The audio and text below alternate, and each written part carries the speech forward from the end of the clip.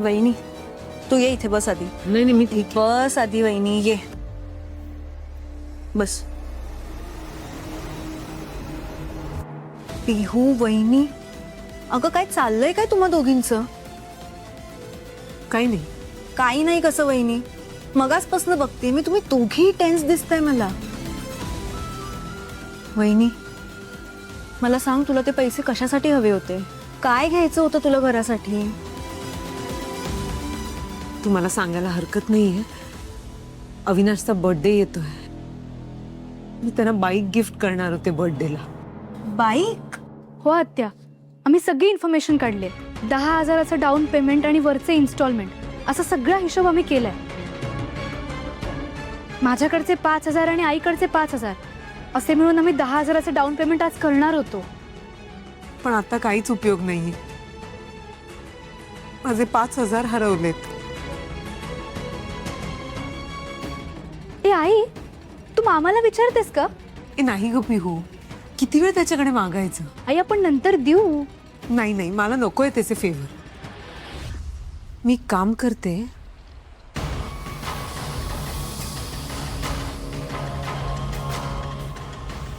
Mixer grinder विकते आपला. 2-3 हजार तर नक्कीच मिळते. आणि काय पाट्यावर वाटण वाटणार आहेस? हा मग त्यात काय वाटेल ना. आणि माझा रेडिओ विकते. सिरियसली? रेडिओ? हो, अविनाशसाठी मी तेवढं तर करूच शकते ना पिहू, आणि त्यांनीच घेऊन दिलाय ना मला. हो वहिनी तू ते करूच शकते सगळं. आणि तू रेडिओ विकलास ना तर कोणाला काही फरक पडणार नाही. पण तू मिक्सर विकलास तर आई तुला विचारेल तेव्हा काय बोलशील तू? कारण तू मिक्सर विकलायस तेही दादाच्या बाईक करता. हे तुझे इमोशन्स कोणीही समजून घेणार नाहीये. उलट तू मिक्सर विकला तेही बाईक घेण्यासाठी, हे जर कळलं ना तर तुला मूर्खात काढते. आणि वहिनी हे दोन्हीही विकून 5,000 नाही येणार अगं. मग काय करायचं? आपल्याकडे फक्त उद्याचा दिवस आहे. अगं मी आहे ना, मी देते पैसे. माझाही भाऊ आहे तो वहिनी, मलाही थोडं कॉन्ट्रीब्यूट करू दे. रेवती तुम्ही देऊच शकता पैसे, पण यांना मला गिफ्ट माझ्या कमाईतून द्यायचं प्लीज. मग आई एक करू शकतो. तुला आठवतंय आपण संक्रांतीला बटुळे तयार केले होते? ते बटुळे आपण बनवून विकले तर त्यातून पैसे येऊ शकतात. अरे हो, ही चांगली आयडिया आहे. नाही पण आपण विकणार कुठे? का दुकानात जाऊन द्यायचे? नाही, इथल्या इथे देऊया, शेजार पाजारच्यांना किंवा फ्रेंड्सना. ए आणि मी पण माझ्या ऑफिस फ्रेंड्सना विकूच शकते, त्यांना खूप आवडतील. खरंच असं होऊ शकेल? हो वहिनी.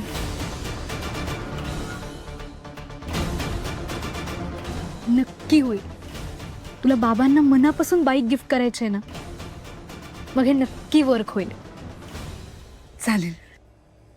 मी काय करते, मी पटकन आवरून घेते. त्यानंतर जरीच्या साड्या काढून ठेवते. रात्री सगळे झोपले ना की मग आपण कामाला लागू. चालेल. डन. डन. डन.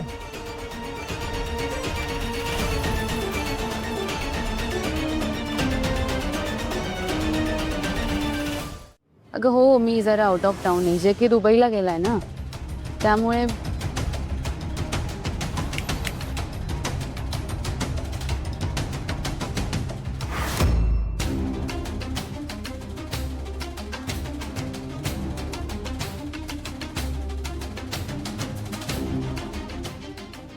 मी तुला कॉल बॅक करते. अरे अरे बोलायचं होतं की 2 मिनिटं आम्ही पण आवाज ऐकला असतं, तेवढेच आम्हाला पण मजा आली असती. काय रे भाई, बरोबर ना? नाहीतर डायरेक्ट आमच्याशीच येऊन बोल, तेवढीच तुलाही मजा येईल.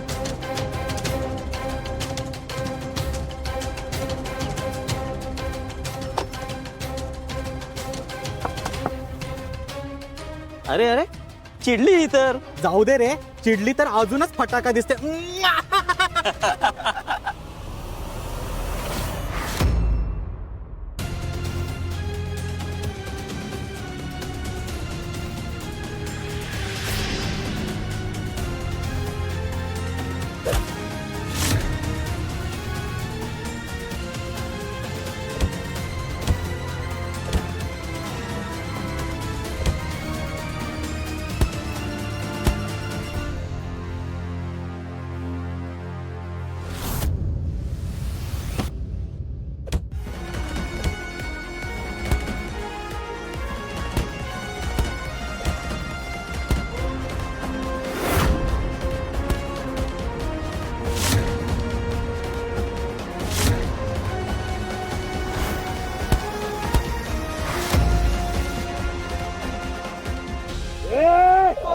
सोडा त्याला. Sorry sorry sir sorry sorry sorry sir.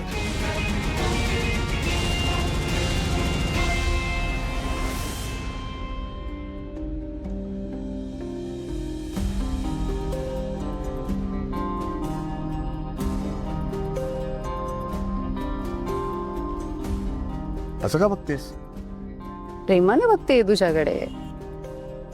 अजूनही तुझ्यातला तो स्पार्क, तुझ्यातला तो चार्म, माझ्याबद्दलचा पॉझिटिव्हनेस दिसतोय मला. अवी, तुला आठवत आहे ना अवी, कॉलेजमध्ये असताना असंच एका मुलाने माझी छेड काढली होती, तेव्हा तू त्याला असंच मारलं होतंस. आठवत आहे ना? जुन्या गोष्टी आहेत त्या. मग आत्ता केलं ते? JK सर, त्यांना जर कळलं तुला कोणीतरी छेडतंय, मी तिथे होतो, मी काही केलं नाही, म्हणून मी आता ते तुला त्रास देत होते, म्हणून मी मध्ये पडलो. तरी पण अविनाश, जुनं ते जुनं असतं, पण माझ्यासाठी पहिलं प्रेम ते पहिलं प्रेम.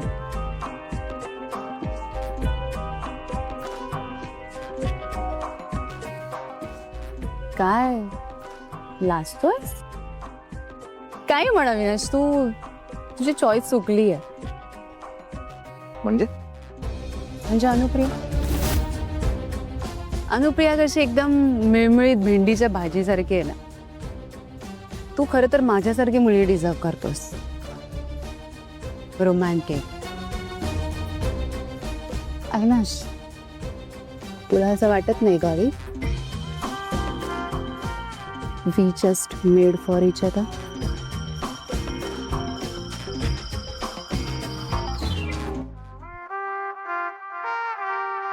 घरी जाऊया ना आपण. घरी सगळे वाट बघत असतील. घर घर घर घर सुचत तुझं. गप शनाया.